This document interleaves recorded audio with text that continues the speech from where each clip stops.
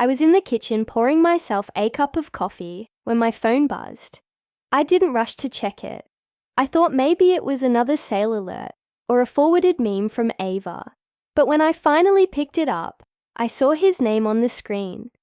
Daniel, just one message. You are not coming with us to Europe. My mother prefers this vacation to be a family vacation only. I froze. I must have read it 10 times. Not coming with them. I looked around the room at the 3 neatly packed suitcases by the front door, one of them mine. I'd spent the past 2 weeks helping Daniel plan this trip, booking the hotels, organizing tours, even reminding him to get his mother's favorite spa booked in advance. And now I'm not invited. I sat down on the edge of the couch, my phone still in my hand. My fingers felt numb. The silence in the house grew louder, pressing against my ears. It thought it had to be a mistake. Maybe he sent it to the wrong person. Maybe it was a joke. But no follow-up came. Nothing. Just that one cold line. Not coming with us. Family vacation only. So that's what I am now. Not family. My mind went into overdrive. It started thinking about all the things I'd done for Daniel. I remembered standing in our garage 3 years ago, watching him break down because his startup was failing. He thought it was all over. Years of effort gone. And I'd stepped in without hesitation. I had taken the $700,000 my father left me when he passed and wired it straight to Daniel's account. I didn't ask for a contract. I didn't ask for shares.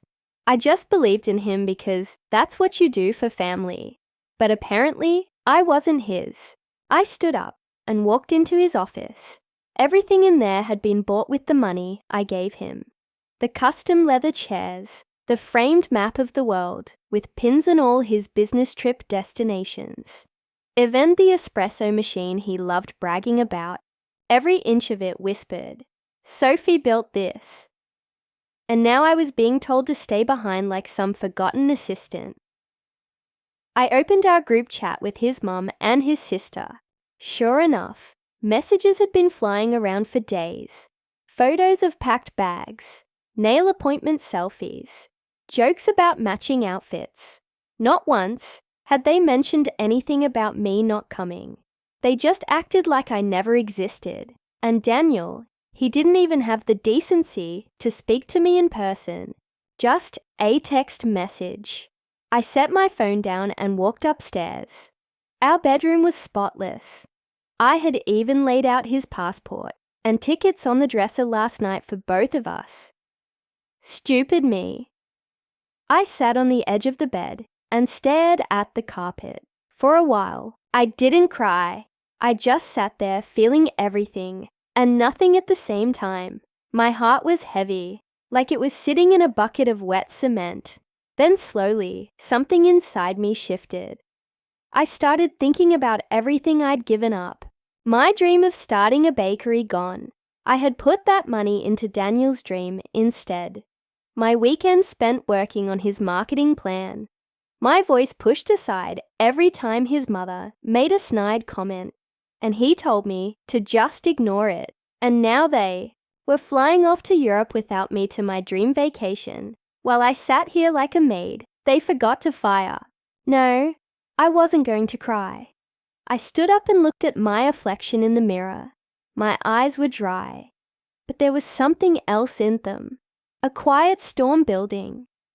If I wasn't family enough to go on this trip, then maybe I wasn't family enough to keep helping them live in comfort either. Maybe it was time I reminded Daniel who built this house and what happens when the builder walks away. I wish I could say the text was the first red flag, but deep down it wasn't. The truth is the cracks had been forming for a while.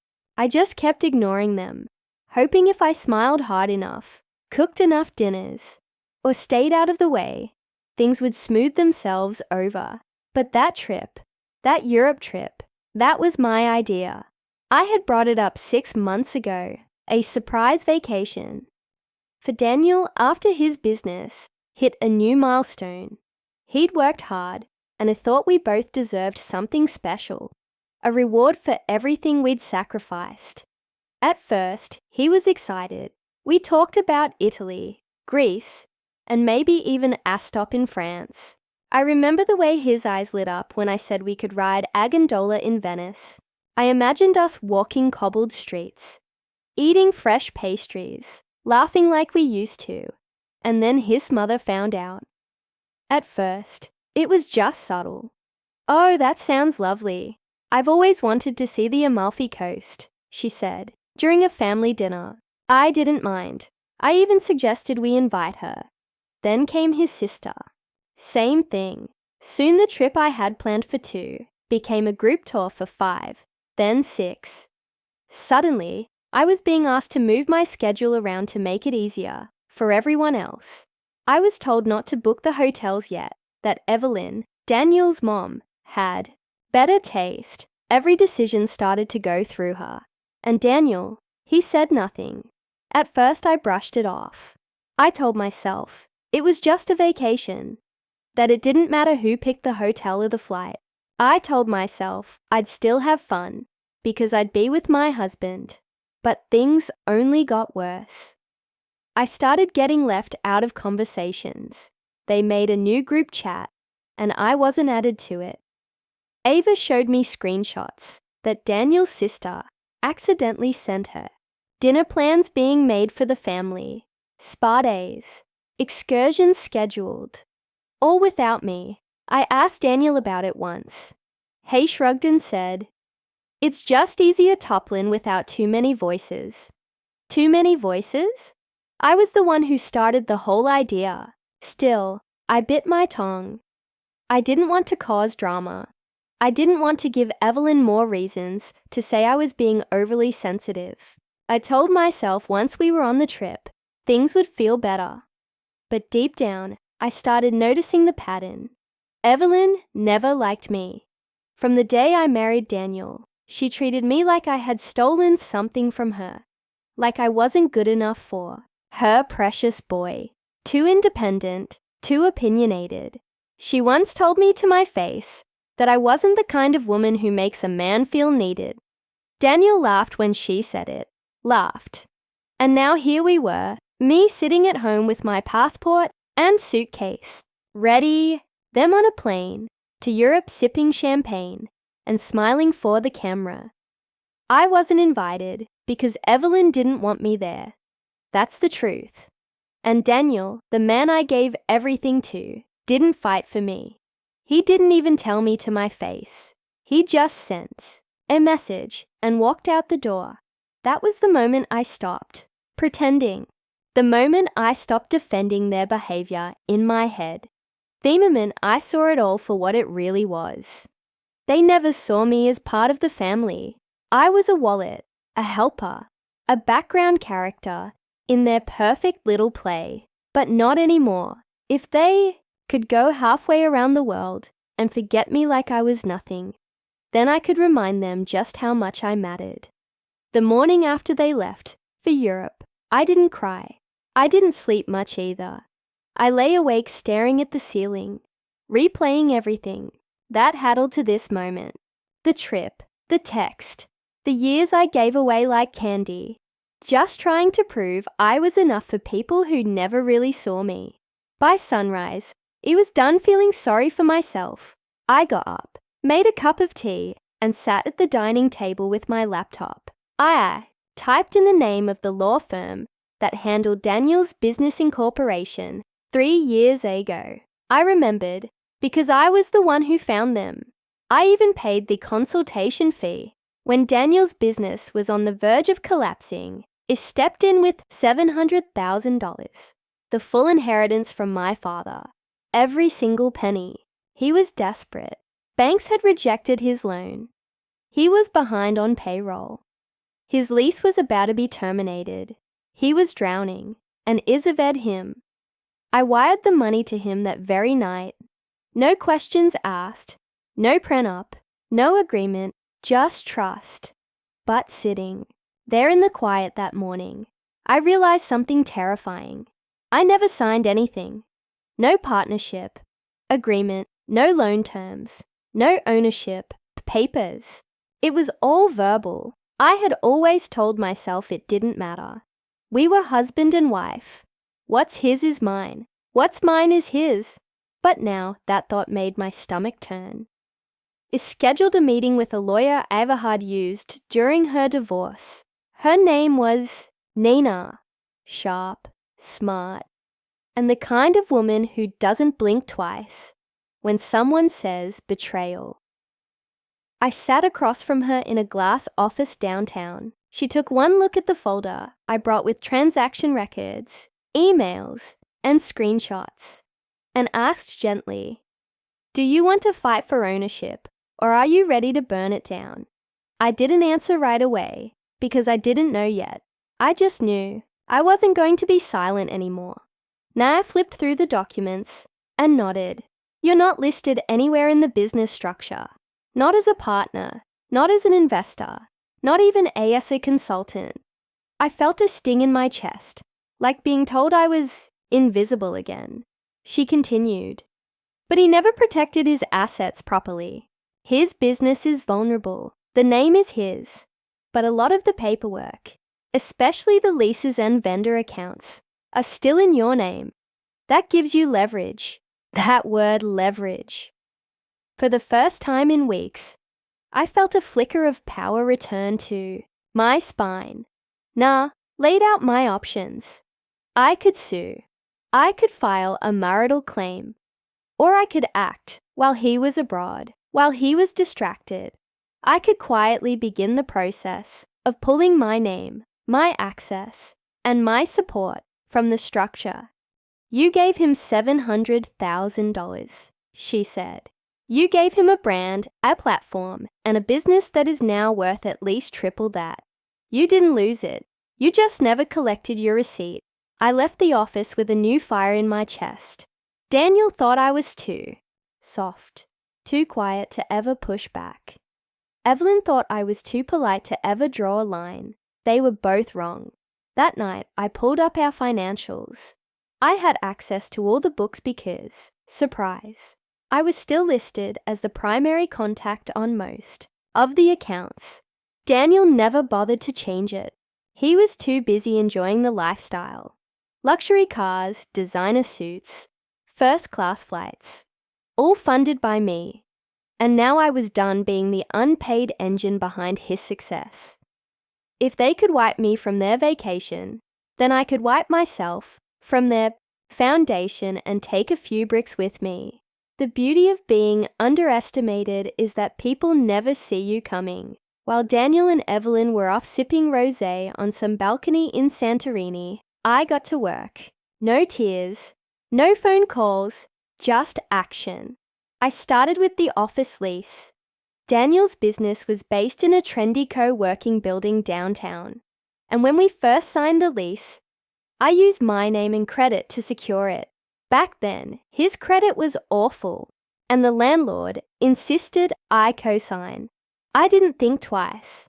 I just wanted him to succeed. But now, that decision gave me power. I called the building manager, introduced myself, and casually asked when the lease renewal was due. The man told me it had already. Auto-renewed under my name, perfect. Next, I contacted the accountant Daniel used. I introduced myself as Sophie, Daniel's wife, and explained that I was just reviewing things while he was away. It's amazing what people will hand over when you sound polite and in control. Bank accounts, vendor contracts, digital assets, so much of it was still tied to him. Daniel had been so caught up in his fancy lifestyle, he never tied up the loose ends. And now I was holding all of them. Still, I didn't want to cause chaos. Not yet. I wanted a plan that would leave no room for argument, one that would show him clearly and legally what happens when you erase someone who built you. That's where Ava came in. She showed up at my house with 2 iced coffees and her laptop, wearing a t-shirt that said, "Plotting in progress." We sat at the dining table, like 2 women on a mission. Ava handled the business side. She found a broker who could help evaluate and quietly sell off assets. She helped me freeze any company card I was attached to. And she suggested something I hadn't even considered. Why not rent the house? At first, I blinked. Our house? She nodded. It's yours too. And while he's gone, you can legally lease it short-term. Make a little money, clean the energy, maybe even throw a party. I laughed until I realized she was serious. So, we listed it. I posted professional photos, cleaned everything up, and put it on a luxury vacation rental site. I set the calendar for 1 week. Only the exact dates Daniel and his family were scheduled to return. Within 2 days, it was booked. A group of young tech entrepreneurs from out of state. They paid extra for full use of the home, including the backyard, the grill, and the Bluetooth sound system. They even requested a fridge full of champagne. I said yes to everything. Meanwhile, I was still working with Nina, my lawyer. She filed paperwork to separate my name from Daniel's business debts, while quietly redirecting my remaining share of the assets. I was done being his silent investor. From no one, I'd rather watch it all go up in smoke than sit in the shadows. And all the while, Daniel kept posting pictures, smiling with Evelyn, matching linen outfits, wine tastings, sunset views. Not one message to me, not even a check-in. They thought I was home knitting or crying or scrolling through their pictures in a puddle of self-pity, but I wasn't. I was preparing the stage.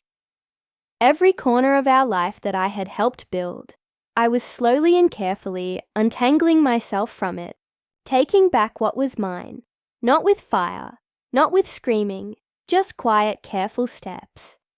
So when they finally came home, they would walk into something that looked like our house, but no longer belonged to them.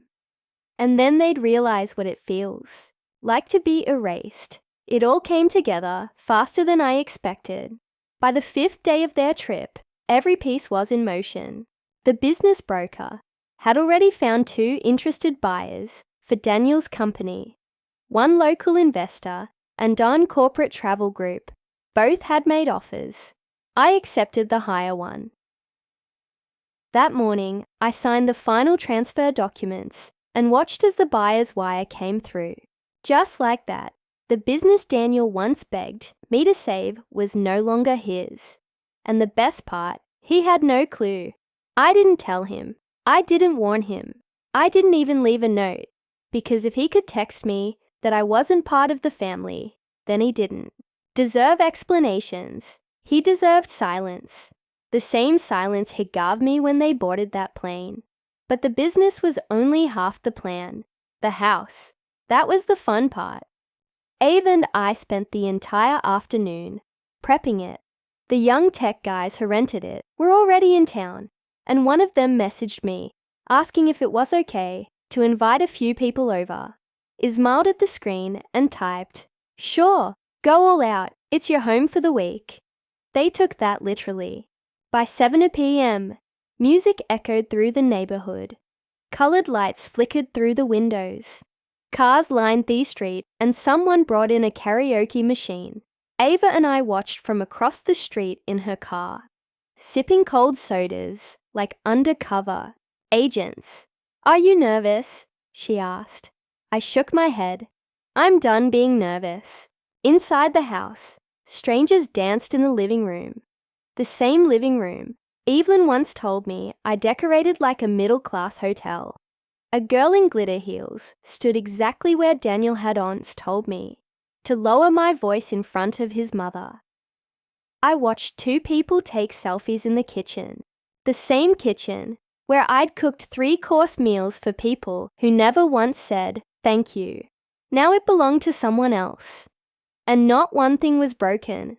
Nothing was trashed. It was just full of life, energy, joy, everything it hadn't had in years. As the night went on, I walked across their street, stepped into the front yard, and smiled at the music pouring from my former home. One of the renters, Kenny, the guy who booked it, waved at me from the porch. "You, Sophie?" he asked. "I am. Place is amazing. You sure you don't mind the party?" "Not at all," I said. "I think it's exactly what this house needed." He grinned. "You're welcome to join." I smiled, thanked him, and stepped back onto the sidewalk. No need. I didn't need to be in the middle of the crowd. I had already won. Later that night, I got one final alert on my phone. Daniel used my credit card again. A private driver in Prague. Cost $540. I logged into the bank app and hit Dizable. Then I scrolled through and closed every account tied to my name. Credit cards, subscriptions, cell phone line, gone. I stood outside, took one deep breath, and looked at the house. The people inside had no idea who Daniel or Evelyn were. They didn't care. That was the point. This was no longer their world. It wasn't mine either. Not anymore. It was just a beautiful empty shell that I'd finally stopped filling for other people. They came back 2 days early. I wasn't expecting that. Daniel's sister posted something on Instagram about a cancelled return flight. Within hours, they'd rebooked and were headed home. But it didn't matter. The house was still rented, and the business, long gone. Selling the business had been easier than I imagined. You see, Daniel never formalized the ownership structure. He always talked big, called himself CEO, posted leadership quotes, wore expensive suits, but legally, the business was a mess. He had formed the company using a basic LLC, and though the name was under his, the accounts, lease agreements, vendor contracts, and digital platforms were all under my name because in the beginning, he had no credit, no reputation, no funding, just my money, my resources, my trust. So when my lawyer Nina reviewed everything, she smiled and said, "Technically, you own most of the operational structure. If you pull out, it collapses." And that's exactly what I did. I contacted the corporate travel firm Nina introduced me to. They'd been looking to expand into Danielle's niche, luxury travel concierge, and were eager to acquire everything. The client list, website, booking systems, vendor relationships, all of it. I made one simple offer. Buy the whole system, leave the name, take the engine. The offer came fast. I signed the deal under my own name. Payment was wired into my personal account, and a clause was added to block Daniel from using any of the company's client contacts for future ventures. Everything he had built using me now belonged to someone else, legally, quietly, completely. By the time their plane landed, Daniel's email accounts were locked, his business number rooted, and the company website directed to the buyer's corporate page. So, when they pulled up to the driveway and found strangers partying in our living room, I was already waiting. Ava stood beside me, holding a cup of iced coffee like it was popcorn. Daniel stepped out of the black SUV first, looking tired, tanned, and smug. Evelyn followed, wearing a silk travel set and sunglasses. Even though it was nearly 8 p.m., the moment Daniel saw the people dancing on the front porch, his jaw dropped. "What the hell is this?" he snapped, storming up the steps. One of the renters looked at him. "Can I help you? This is my house." The guy frowned. No. It's rented for the week from someone named Sophie." Daniel turned and saw me standing calmly by the sidewalk. "Sophie," he said, voice rising. "What's going on?" Evelyn rushed past him, heels clicking on the pavement. "Why are there strangers in our home?" I didn't raise my voice. I didn't shout. I simply pulled a folder from my bag and handed it to Daniel. He snatched it, flipping through the pages, eyes darting across the legal language. The more he read, the paler he got. These are business transfer papers, he said, stunned. Yes, I applied. The business is sold. The money is in my account. You can't do that. That company is mine. No, Daniel, I said, steady as stone. You never made it official. I owned the leases, the systems, the vendors. You were the face, but I was the foundation. He opened his mouth, but I cut him off. You excluded me from your life, your family, your vacation, and now you're learning what happens when you exclude the person who built everything. Evelyn let out a dramatic gasp. You're punishing him for a misunderstanding. This is cruel. I turned to her. No, Evelyn. What was cruel was pretending I wasn't family after everything I gave up to support your son. She looked ready to argue, but I didn't give her the chance. I handed Daniel one more piece of paper. This is the rental agreement. The house is legally leased for the next 4 days. You are not allowed inside. He blinked. You're kicking us out. No, I'm just giving you what you wanted. I said, a vacation with your family without me. Then I turned around, took Ava's arm, and walked away. Behind me, the music played louder, and Daniel stood frozen, holding paperwork that told him everything he had was gone. It's funny how fast people change their tone when they realize you're no longer under their control. The day after Daniel came home to find strangers partying in the house, he called me 6 times. I didn't answer. The 7th time, he left a voicemail. His voice was shaking, not angry, begging, Sophie, please. We need to talk. Just us. Can we fix this? Fix what exactly?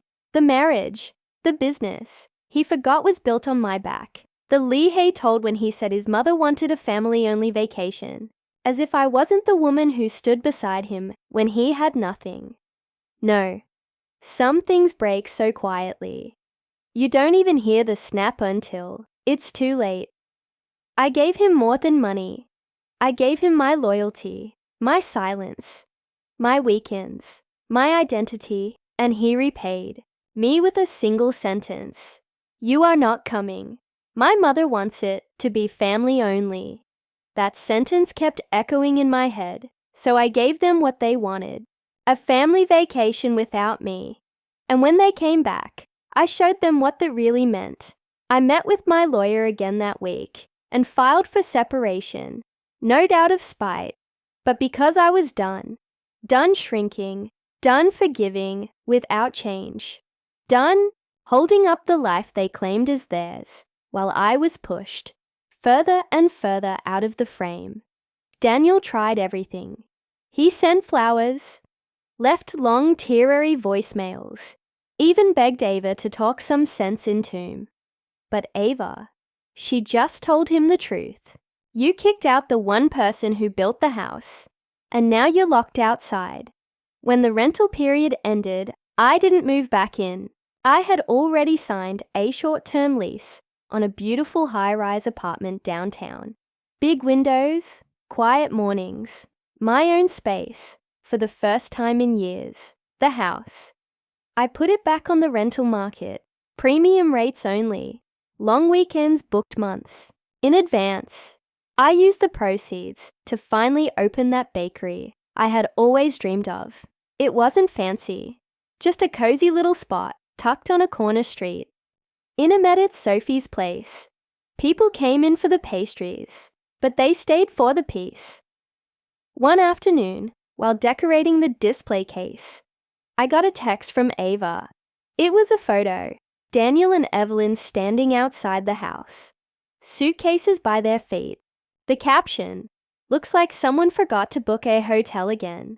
I smiled. They still didn't get it. This wasn't revenge.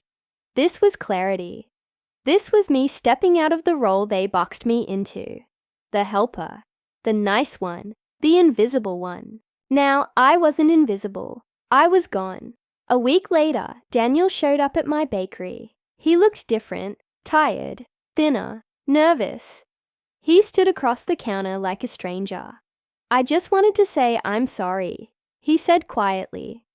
I thought you'd always be there. I nodded. That's the thing, Daniel. I was always there, until you made it clear I wasn't wanted. He swallowed hard. Can we ever go back?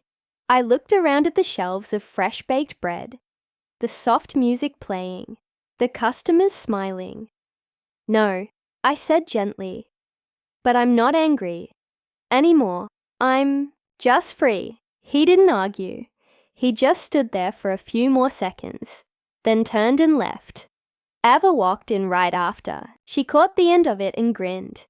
You okay? I nodded. For the first time in a long time, we sat by the window, two old friends sharing quiet joy. I used to think losing everything would destroy me.